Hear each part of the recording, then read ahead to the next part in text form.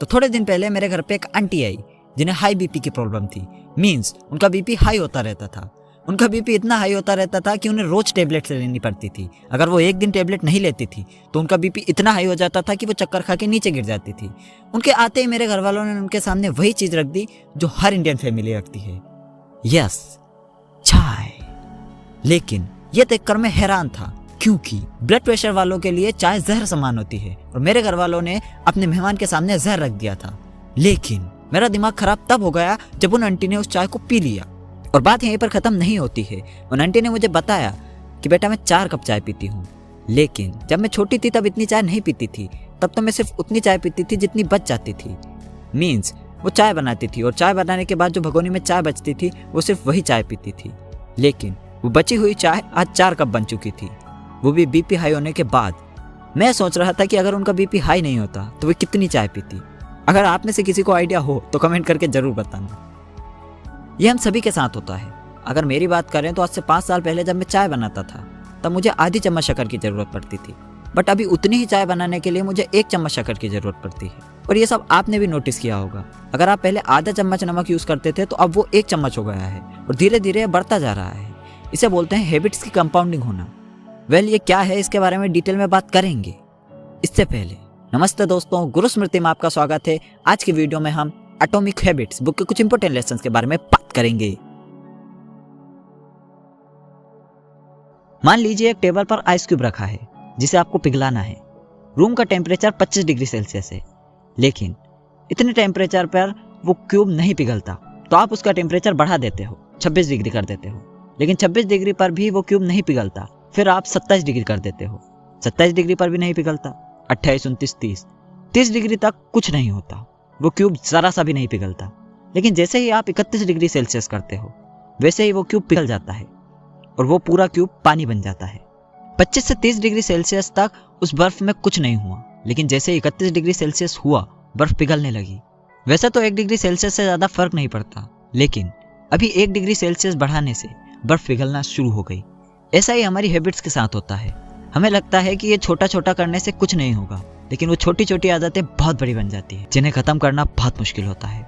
जैसे उन आंटी की चाय पीने की आदत। वो आंटी बचपन में सिर्फ 1-2 घूंट चाय पीती थी, जो कि बढ़ के अब 4 कप हो गई थी। बचपन में उन्होंने सोचा भी नहीं होगा कि वो फ्यूचर में जाके 4 कप चाय पीने लगेगी, वो भी बीमारी होने के बाद। हमारी छोटी छोटी आदतें इतनी बड़ी हो जाती है कि हमें पता ही नहीं चलता।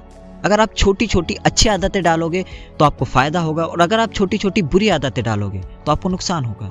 अगर आप रोज सुबह उठकर योगा करने की आदत डालते हो तो आपको बहुत मजा आएगा, आप हेल्दी होगे, आप फिट रहोगे। लेकिन अगर आप कोई चाइनीज या बर्गर खाने की आदत डालते हो तो आपका वजन बढ़ जाएगा और बहुत तरह की प्रॉब्लम्स हो सकती है। तो ये आपके ऊपर है कि आपको अच्छी आदतें डालनी है या बुरी आदतें। मैं अपने एक दोस्त का एग्जाम्पल देता हूँ। मेरा एक दोस्त था जो मेरे साथ 8th क्लास में पढ़ता था। 8th से 10th तक हम नहीं मिले, लेकिन 10th क्लास में जब मैंने उसको देखा तो वो इतना मोटा हो गया था कि मैं उसको पहचान ही नहीं पा रहा था। जब मैंने उससे पूछा तो उसने बताया कि कुछ नहीं यार भाई, मैं तो कुछ नहीं करता। मैंने कहा तू खाता क्या है? तो उसने बोला बस आइसक्रीम, पॉपकॉर्न, चिप्स। मैंने कहा रोज? उसने कहा रोज। well done. मैंने उससे पूछा कि भाई तू ये कब से खा रहा है? तो उसने मेरे को बताया कि भाई जब अपन 8th क्लास में थे तब तो मैं 1-2 टॉफी खाता था, वो भी वीक में। तो लॉजिक सिंपल है, उसकी 1 वीक में 1 टॉफी अब 1 दिन में 4 बिस्किट बन चुके थे, और वो इसको चाहकर भी नहीं छोड़ पा रहा था। मैंने उसको बताया कि भाई तू ये सब खाना बंद कर, तेरा वेट लूज हो जाएगा, और योगा करना स्टार्ट कर, जिम जा, जो भी कर सकता है कर। लेकिन वो मेरी बात सुनने के लिए तैयार ही नहीं था। अब मेरी बात नहीं सुन रहा था तो मैं भी क्या करूं, भाड़ में जा।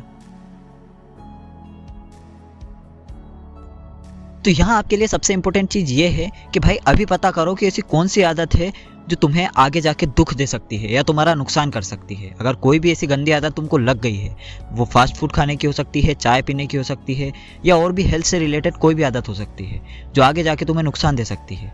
अगर कोई ऐसी आदत है तो उसे अभी छोड़ो, या फिर कोशिश करो कि जितनी जल्दी हो सके उसे छोड़ दो। मुझे पता है ये आसान नहीं है, बट कोशिश करोगे तो हो जाएगा।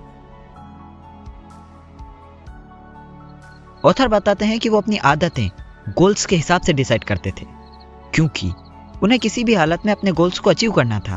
बट उन्हें ताज्जुब होता था जब रिजल्ट्स उनके तय किए हुए गोल के हिसाब से नहीं आते थे।